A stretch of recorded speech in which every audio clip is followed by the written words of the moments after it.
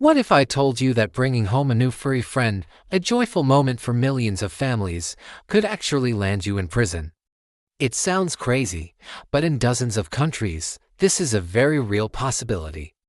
All over the world, governments have passed strict laws that ban or heavily restrict certain dog breeds they consider too dangerous. These laws can result in massive fines, criminal charges, and even the forced seizure and euthanasia of a beloved family pet. So, how did we get here? Are these dogs truly dangerous by nature, or are they just victims of a bad reputation, fear, and irresponsible owners? Today, we're diving deep into the world of banned dog breeds to find out why some are illegal, which ones are most affected, and the heated controversy surrounding these laws. Governments don't just pull these breeds out of a hat. The justifications for breed bans usually point to a few key factors: a history of documented attacks and fatalities, their powerful size and bite force, their historical use in things like horror guarding, and the difficulty an inexperienced owner might have controlling them.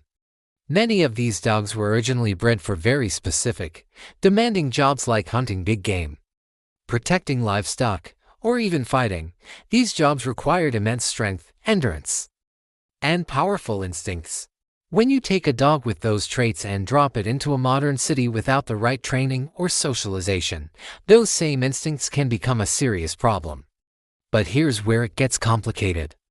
Critics of these laws argue that they completely ignore the most important factors, like the owner's behavior, the quality of training, and whether the dog was neglected or properly socialized. They believe it's not the breed, but the deed and the person holding the leash that matters most. One of the most surprising things about breed-specific legislation is that it doesn't just target rare or exotic dogs.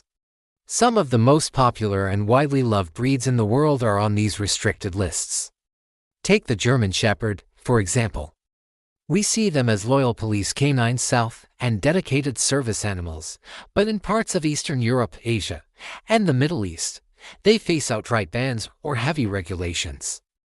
Lawmakers often point to their size, strength, and protective nature as potential risks in public spaces. It doesn't stop there.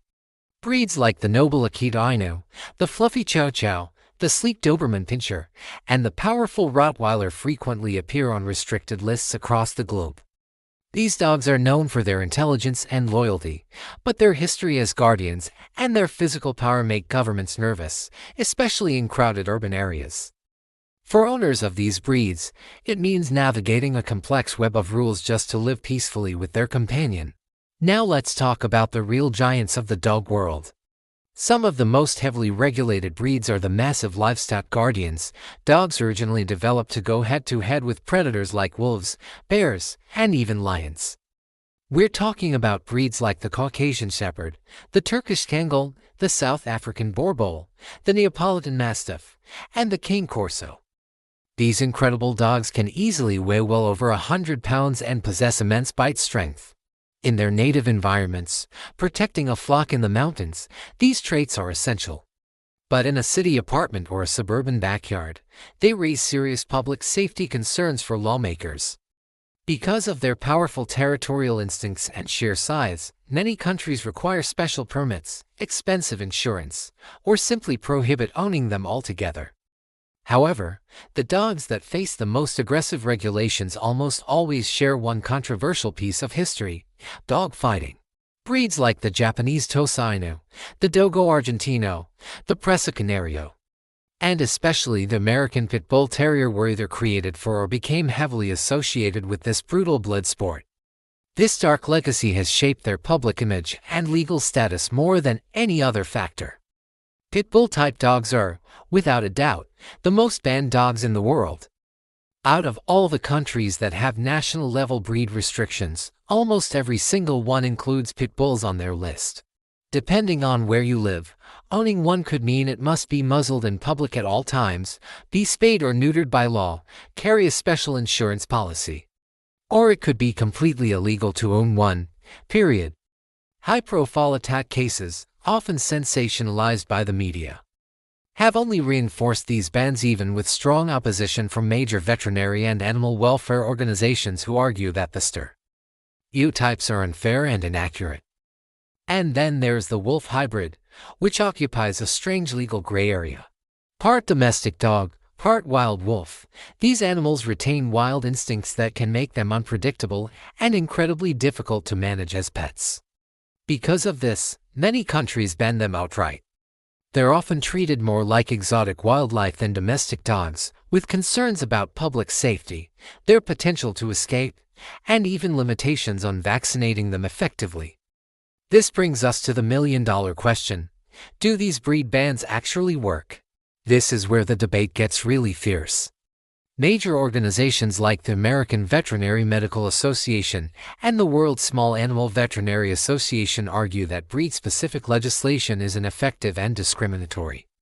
They point to studies showing that dog bite rates don't consistently go down after a ban is put in place. A huge problem is also the misidentification of breeds. Many dogs labeled pit bulls, for instance, are just mixed breed dogs with a certain look.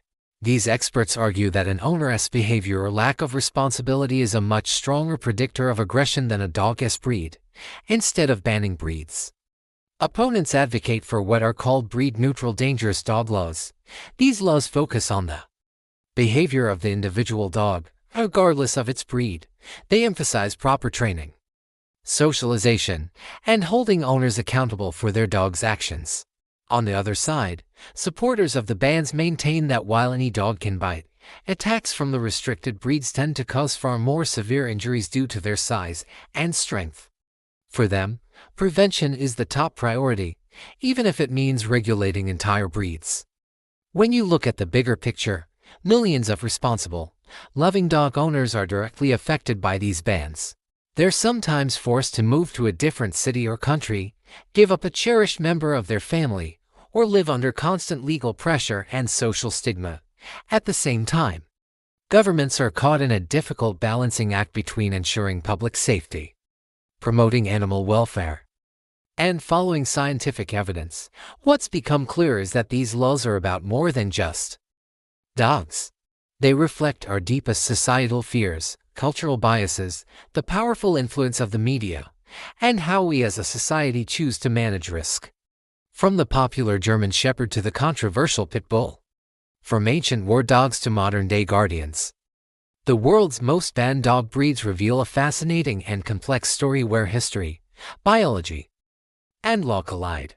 Whether you believe that certain breeds are inherently dangerous or that it all comes down to the owner, one thing is undeniable: owning the wrong dog in the wrong place can change your life forever. As this global debate continues, the future of these breeds will likely be determined by responsible ownership, better public education, and policies that are based on evidence, not fear. Thanks for watching. What are your thoughts on breed-specific legislation? Let me know in the comments below. And if you found this video interesting, be sure to like and subscribe for more content just like this. See you next time.